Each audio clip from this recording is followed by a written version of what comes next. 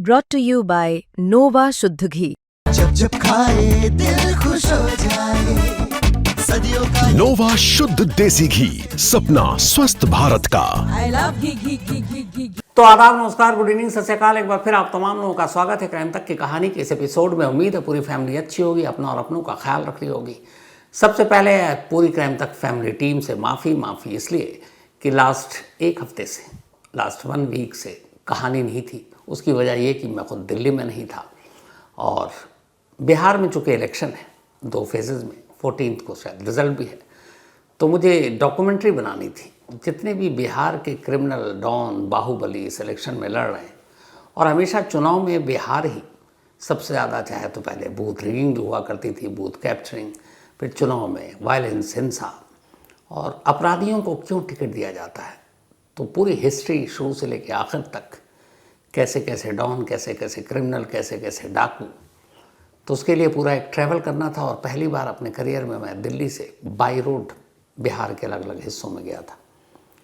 तो गोरखपुर से होते हुए फिर बिहार में एंट्री मारी, जीरादेई गया, सिवान गया, इसके अलावा चंपारण, पश्चिमी चंपारण, बेतिया, बगहा, बेगूसराय, मोकामा हॉट सीट है इस बार, क्योंकि 2 सबसे बड़े बाहुबली उनमें मुकाबला है। एक सूरज भान, उनकी पत्नी चुनाव लड़ रही इसी सीट से, और दूसरी तरफ अनंत सिंह, जिनकी पत्नी पिछली बार लड़ी थी, अब खुद अनंत सिंह मैदान में। तो अनंत सिंह और सूरज भान से लंबे वक्त के बाद मुलाकात भी हुई, बात भी हुई। वो सारी चीज़ें आपको बाद में बताएंगे। इस दौरान में बहुत सारे क्राइम तक फैमिली मेम्बर मिले मुझे बिहार में अलग अलग जगहों पर, बड़ी खुशी भी हुई। और फिर मैंने बहुत सारे मेल पढ़े आप तमाम लोगों के, थैंक यू सो मच। बहुत सारे लोगों ने कंसर्न भी जताया कि ऐसा क्यों है, कहाँ है। तो बस इलेक्शन को लेके चूँकि बहुत सारी जिम्मेदारियाँ होती हैं, कई बार भागना पड़ता है, इस वजह से एक हफ्ते की ये कहानी मिस हुई। लेकिन अब आज से वही सिलसिला शुरू। तो शुरुआत आज की कहानी से। आज की कहानी जब मैं रिसर्च कर रहा था तो मेरे जहन में एक सवाल आया था कि अगर हर फील्ड का एक्सपर्ट ही, हर अपने अपने काम का माहिर एक परफेक्ट क्राइम करने के बारे में सोचे तो क्या होगा। फॉर एग्जांपल, एक पुलिस वाले जिनका काम है क्राइम को सुलझाना, कातिल को पकड़ना, अगर वही पुलिस वाले के दिमाग में किसी दिन ये खुराफात है कि मुझे एक कत्ल करना है, मुझे एक परफेक्ट मर्डर करना है, तो वो क्या क्या प्लान करेगा। क्योंकि वो क्राइम सीन को सूंघता है, देखता है, छोटी छोटी क्लू सबूतों को पकड़ कर कातिल तक पहुंचता है। लेकिन वही अगर कातिल का रूप धारण करे तो फिर क्या क्या ऐसी चीज़ करेगा जिससे वो पकड़ा ना जाए। एक फॉरेंसिक एक्सपर्ट, जिसके लिए क्राइम सीन सबसे इम्पॉर्टेंट होता है, पुलिस की जो मदद करता है, वहाँ पे फिंगरप्रिंट से लेके डीएनए सैम्पलिंग, बाकी छोटी छोटी चीज़ें। लेकिन अगर वही फॉरेंसिक एक्सपर्ट खुद ही ये तय कर ले कि मुझे कत्ल करना है, तो सोचिए वो क्या क्या कर सकता है। दूर क्यों जा रहे हैं। एक क्राइम जर्नलिस्ट, क्राइम रिपोर्टर जो सारी ज़िंदगी क्राइम रिपोर्टिंग करता रहता है और सोचता है कि ये यहाँ पे ये सबूत था, यहाँ ये था, इसलिए कातिल पकड़ा गया, यहाँ ये लूपहोल था, उसने ये एविडेंस छोड़ा, तो अगर उसके दिमाग में भी आ जाए तो फिर वो क्या क्या करेगा। किसी प्रोफेसर के दिमाग में आ जाए कि एक परफेक्ट मर्डर करना है तो क्या करेगा। तो किसी भी पेशे का एक्सपर्ट अगर कभी उसके दिमाग में, हालांकि खुदा ना करे ऐसा हो, लेकिन आए तो क्या क्या करेगा। ये सारे एग्जाम्पल मैंने इसलिए दिए क्योंकि आज की जो कहानी है उसकी जड़ में एक फॉरेंसिक स्टूडेंट है जो भी पढ़ाई कर रही है फॉरेंसिक की। हो सकता है आगे चलकर वो फॉरेंसिक एक्सपर्ट बनती और फिर बहुत सारे केसेस को सुलझाने में पुलिस की मदद करती। लेकिन अभी जब उसकी शुरुआत ही हुई पढ़ाई की, उसने एक परफेक्ट मर्डर की प्लानिंग कर दी। उसे लगा कि अब तक जो कुछ पढ़ी हूँ उसका फ़ायदा उठाते हुए एक ऐसा कत्ल करती हूँ कि पकड़ ही ना जाऊँ। तो फिर क्या होता है। ये कहानी दिल्ली की है और कहानी 6 अक्टूबर की है। दिल्ली में 6 अक्टूबर को एक जगह है, गांधी विहार कॉलोनी, तिमारपुर इलाके में। रात को फायर ब्रिगेड और फिर पुलिस को खबर मिलती है कि इस घर में आग लग गई। एक धमाके की भी आवाज़ सुनाई देती है, पड़ोसी फ़ोन करते हैं, पुलिस मौके पर पहुंचती है। जिस घर में आग लगी वो आग 4थी मंजिल पर लगी थी। बड़ी मुश्किल से फायर ब्रिगेड वाले आग पर काबू पाते हैं। धमाके की आवाज़ से आस पड़ोस के लोग भी जाग गए थे। अब जब आग पर काबू पाया गया तो फिर फायर ब्रिगेड के बाद पुलिस भी उस कमरे में पहुंचती है। कमरे का मंजर बहुत भयानक था। अंदर तमाम जली हुई चीज़ों के बीच में एक जली हुई लाश थी जो बुरी तरह जल चुकी थी। जब पता करती है पुलिस तो पता चलता है कि ये लाश इसी कमरे में किराए पर रहने वाले 32 साल के एक नौजवान जिसका नाम है रामकेश मीणा उसकी है, क्योंकि और कोई घर में रहता नहीं था। जब पुलिस ने तफ्तीश की तो पता चला कि रामकेश मीणा यहाँ पिछले काफ़ी वक्त से रह रहा था और यहाँ रहकर वो यूपीएससी की तैयारी कर रहा था। शायद उसका सपना आईएएस और आईपीएस बनने का था, तो यहीं पढ़ाई कर रहा था। अब इसके बाद फॉरेंसिक टीम भी मौके पर पहुंचती है। इधर लाश को उठाकर मुर्दा घर भेज दिया जाता है। अब पुलिस तफ्तीश करती है। घर की सारी चीज़ें जली हुई थी। सिलेंडर, जो गैस सिलेंडर था घर के अंदर किचन वाला, वो ब्लास्ट में उड़ चुका था। सारी चीज़ें बिखरी पड़ी थी। ऐसी कोई चीज़ नज़र नहीं आई जिससे पुलिस को ज़रा भी शक हो। जिसने भी देखा क्राइम सीन को यही था कि एक हादसा है, सिलेंडर में ब्लास्ट हो गया। पहले तो ये था कि शायद एसी में ब्लास्ट हुआ है, लेकिन सिलेंडर के ब्लास्ट की वजह से एसी भी डैमेज हो गया था। लेकिन ये था कि एक हादसा है और वो भी सिलेंडर ब्लास्ट। अब लाश को भेज दिया गया पोस्टमार्टम के लिए। पुलिस अपनी तफ्तीश शुरू करती है। तफ्तीश के नाम पर और कुछ था नहीं। जो सबसे आसान तरीका आजकल पुलिस ने सबसे पहले कहा, चलो आसपास के सीसीटीवी कैमरे को खंगालते हैं कि उस रात को ऐसी अनहोनी या अजीब चीज़ तो हुई नहीं थी। जब पुलिस 4 और 5 अक्टूबर की रात, यानी इस हादसे से पहले और हादसे वाली रात, क्योंकि हादसा हुआ था रात के करीब 2 बजे के बाद, तब तक तारीख 5 से 6 अक्टूबर हो चुकी थी। तो 5 अक्टूबर की रात और 4 अक्टूबर की रात सारे सीसीटीवी फुटेज पुलिस खंगालती है। जब पुलिस सीसीटीवी फुटेज को खंगालती है तो अचानक एक तस्वीर पर नज़र पड़ती है। 2 लोग जिनका चेहरा नकाब से ढका हुआ है, लेकिन तस्वीर से साफ है कि इनमें एक लड़का और एक लड़की है। इसी घर में दाखिल होते हुए नजर आते हैं, लेकिन दोनों ने अपना चेहरा ढक रखा था। अब कोरोना या मास्क वाला सिचुएशन तो है नहीं, तो ये बात बड़ी अजीब लगी पुलिस को। या दिल्ली में इतनी ठंड या वो भी नहीं है कि 2 लोग देर रात एक घर में दाखिल हो रहे हैं और दोनों ने अपना चेहरा ढक रखा है। इस एक सीसीटीवी की तस्वीर से पुलिस को लगा कि कहीं ये हादसा की बजाय कोई साजिश तो नहीं है। अब दिमाग घूमा, लेकिन मुश्किल ये थी कि अब वो दोनों कौन है, चेहरा ढका हुआ है, कैसे शिनाख्त करें। खैर पुलिस अपनी तफ्तीश में लग गई। अब पुलिस का एंगल ये है कि एक साजिश है, क्योंकि वो जो तस्वीर दिखा रही है वो ये कि इस घर में जब आग लगी उससे करीब 40 मिनट पहले ये दोनों उस घर के अंदर दाखिल हुए और ये दोनों जब बाहर निकलते हैं उसके चंद मिनट के बाद ही आग जोर पकड़ती है और एक धमाका होता है। तो क्या ये दोनों उस घर में थे जब ये हादसा हुआ? क्या इन दोनों ने जानबूझकर आग लगाई? अब पुलिस के सामने ये सवाल, और पुलिस को लग रहा है कि नहीं, ये मामला अब साजिश का ही है, हादसे का नहीं। लेकिन फिर फॉरेंसिक एक्सपर्ट्स की टीम आती है और पुलिस भी मौके पर क्राइम सीन को देखती है और अचानक अब तक जो आया था इस एक सीसीटीवी फुटेज से कि एक साजिश है, वो बुलबुला बनकर रह गया। क्योंकि फॉरेंसिक एक्सपर्ट ने ये देखा कि घर में जो एंट्री का दरवाज़ा था, एक ही डोर था, उस दरवाजे की कुंडी अंदर की तरफ से बंद थी। अब अंदर की तरफ से बंद थी तो इसका मतलब है जो उस घर के अंदर होगा उसी ने बंद किया, फिर तो बाहर से कोई आ नहीं सकता। और अंदर सिर्फ एक रामकेश। तो सीसीटीवी की 2 तस्वीरें, लेकिन इधर कुंडी का अंदर से बंद होना। पुलिस को लगा वो खामखा शक कर रही है, ये एक सिंपल हादसा है, एक सिलेंडर ब्लास्ट है जिसकी वजह से आग लगी और ये मौत हो गई। तो कुंडी अंदर से लगी होने ने भी पुलिस को एक मैसेज दिया, लेकिन फिर ये भी था कि ये 2 लोग ऐन क्राइम के वक्त इतनी रात क्या कर रहे थे। पुलिस ने फिर भी उस सीसीटीवी के जरिए उसको खंगालना शुरू किया। आखिरकार मेहनत रंग लाई।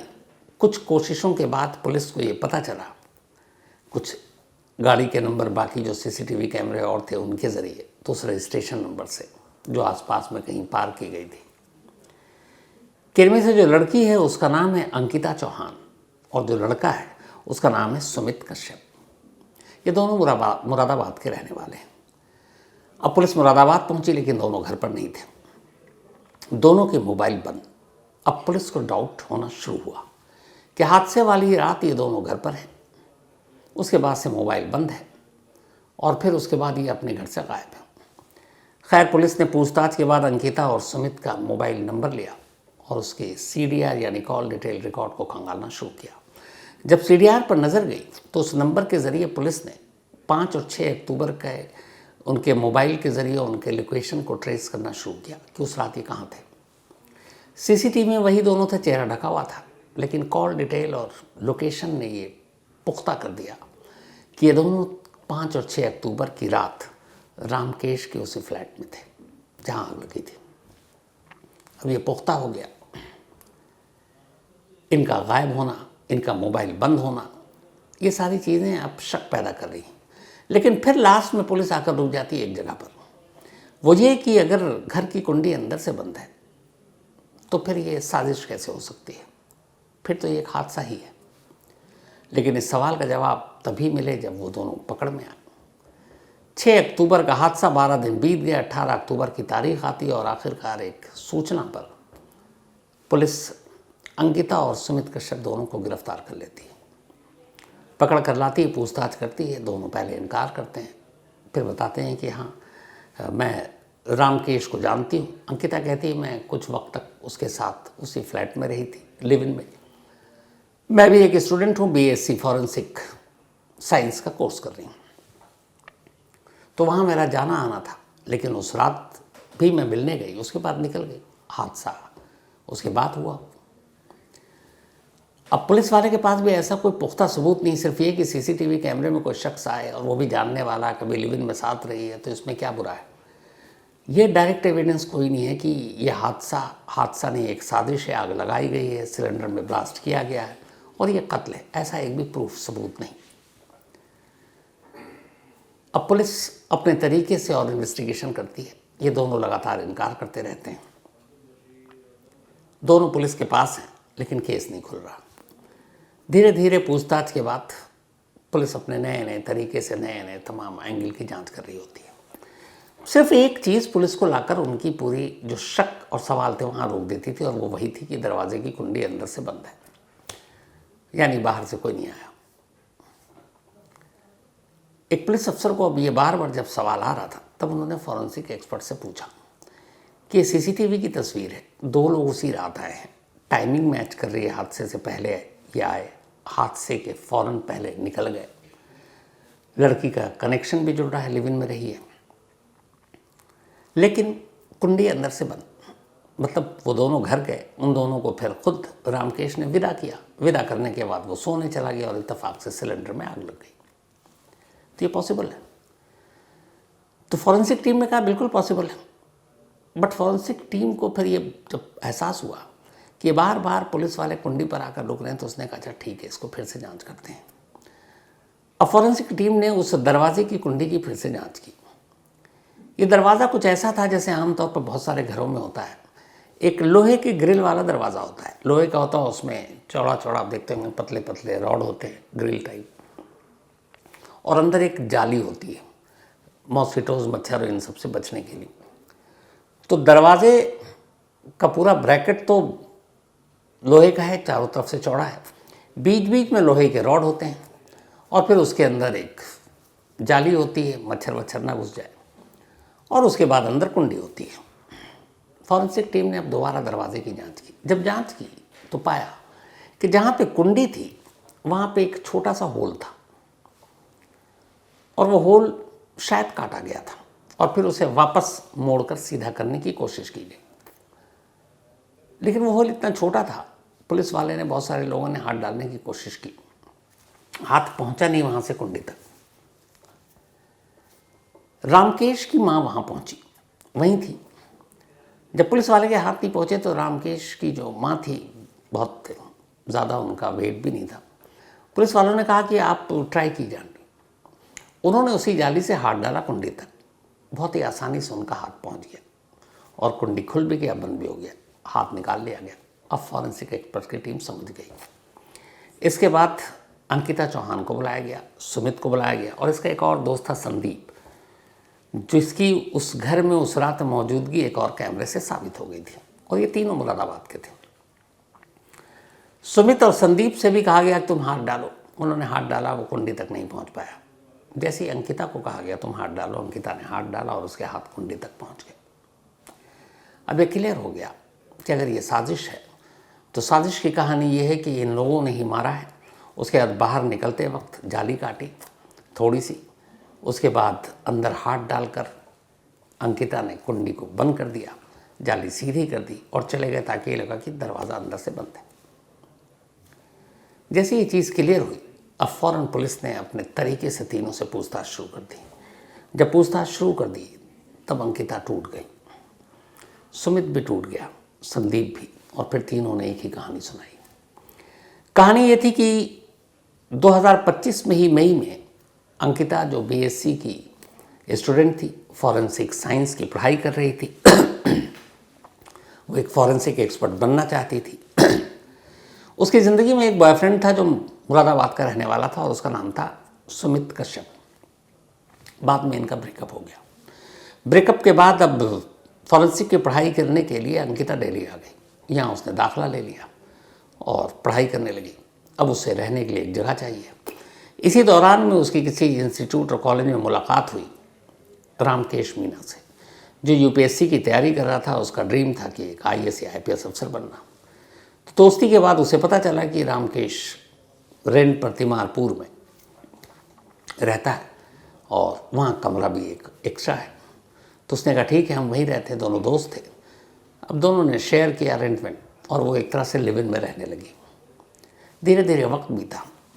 एक रोज़ अंकिता को पता चला कि रामकेश ने उस घर में रहने के दौरान उसकी कई सारी ऑब्जेक्शनेबल तस्वीरें और वीडियो अपने लैपटॉप में सेव कर लिया।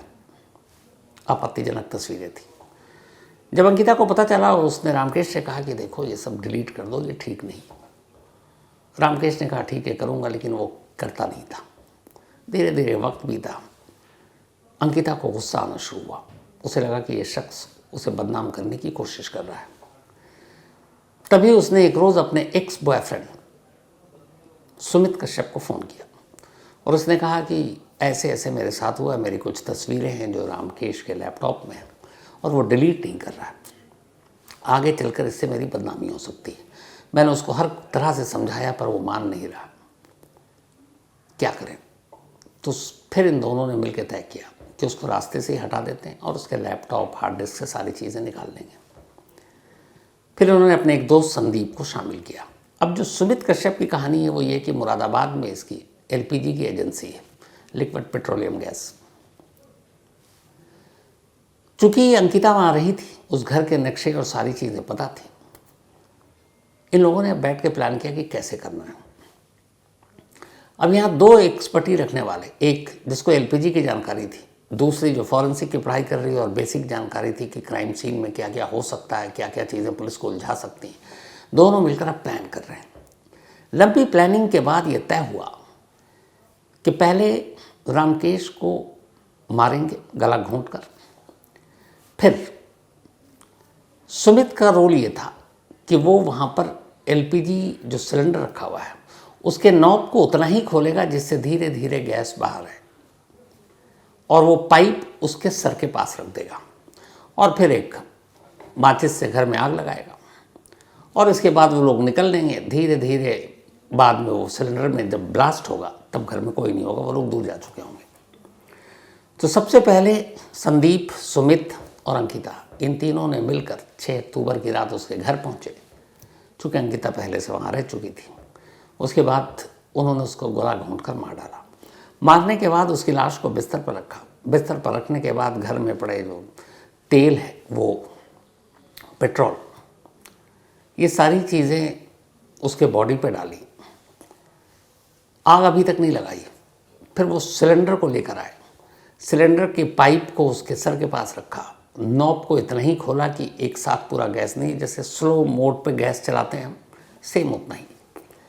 ये सब करने के बाद इस दौरान में अंकिता ने कहा कि अगर ये पुलिस को यकीन दिला दें कि घर का दरवाज़ा अंदर से बंद है, यानी कोई आया नहीं, कोई गया नहीं, तो फिर शक की गुंजाइश नहीं, एक हादसा ही नज़र आएगा। तब अंकिता ने दरवाज़ा के पास उस जाली में थोड़ा सा कट किया, अपने हाथ को डाला और देखा कि यहाँ से कुंडी लगा सकती हूँ। ये सब कुछ तय हो गया। फिर उसके बाद आग लगाई गई लाश को। तेल और पेट्रोल डालने के बाद गैस ऑन कर दिया गया। अब धीरे धीरे गैस रिस रहा है, धीरे धीरे आग बढ़ रही है और इस दौरान में ये तीनों बाहर निकलते हैं। अंकिता हाथ डालकर उसी जाली से कुंडी को अंदर से बंद कर देती है। और ये लोग वहाँ से चले जाते हैं। कुछ देर के बाद आग धीरे धीरे लौ तेज़ पकड़ती है और फिर पाइप को भी अब जलाना शुरू कर देती है, क्योंकि पाइप रबड़ का था। और धीरे धीरे इसके बाद उस सिलेंडर तक पहुँचती है और सिलेंडर में धमाका होता है। जब धमाका होता है तो पड़ोसियों को आवाज़ जाती है और फिर वो पुलिस को फ़ोन करते हैं, पुलिस पहुँचती है और इस तरीके से रामकेश की मौत की कहानी सामने आती है। तो अश्लील तस्वीरों की वजह से अंकिता ने यह कत्ल किया। पुलिस को लैपटॉप तो मिला, इन लोगों ने जाते वक्त हार्ड डिस्क ले लिया, लैपटॉप छोड़ दिया था, ताकि पुलिस को ये भी शक ना हो कि लैपटॉप गायब है, मतलब, और इसके पीछे साजिश हो सकती है। यहाँ पे भी पूरी प्लानिंग थी कि लैपटॉप अगर गायब कर दूँ, मोबाइल गायब कर दूँ, तो पुलिस को लगेगा ये कीमती चीज़ गायब है, इसमें साजिश हो सकती है। उन्होंने लैपटॉप को तो कुछ नहीं किया, हार्ड डिस्क निकाल कर ले गए जिसमें तस्वीरें थी, अंकिता को पता था, और फिर वहाँ से निकल गए। तो फुल प्रूफ प्लानिंग करने की कोशिश की थी एक फॉरेंसिक स्टूडेंट ने, एक जिसे सिलेंडर की जानकारी थी, और लगभग ये कामयाब हो गए थे। लेकिन वो जो कुंडी वाली बात थी, फॉरेंसिक एक्सपर्ट ने उसको पकड़ लिया। तो एक स्टूडेंट होता है, एक टीचर होता है। अभी अंकिता एक फॉरेंसिक की स्टूडेंट थी और जो क्राइम सीन पर पहुंचे थे वो उसके उस्ताद थे। तो उन्होंने उस चीज़ को पकड़ लिया कि इस कुंडी को बाहर से हाथ डालकर बंद किया और इस तरीके से ये केस खुल गया। शुरुआत में मैंने कहा था कि अगर हर टीम के एक्सपर्ट ये सोचना शुरू कर दें कि मुझे एक परफेक्ट क्राइम करना है, तो सोचिए कितना ख़तरनाक हो जाता है। पूरा करियर पड़ा था, फॉरेंसिक की पढ़ाई थी, आने वाले वक्त में क्या पता वो एक बेहतरीन इन्वेस्टिगेटर होती, पुलिस की मदद करती, लेकिन अब शायद पूरी ज़िंदगी, पूरी उम्र उसे जेल में काटनी होगी। तो ये थी आज की कहानी। अब आपसे लगातार मुलाकात होती रहेगी। कल मिलते हैं रात 9 बजे किसी नई कहानी के साथ। तब तक अपना और अपनों का ख्याल रखिएगा। Thank you very much.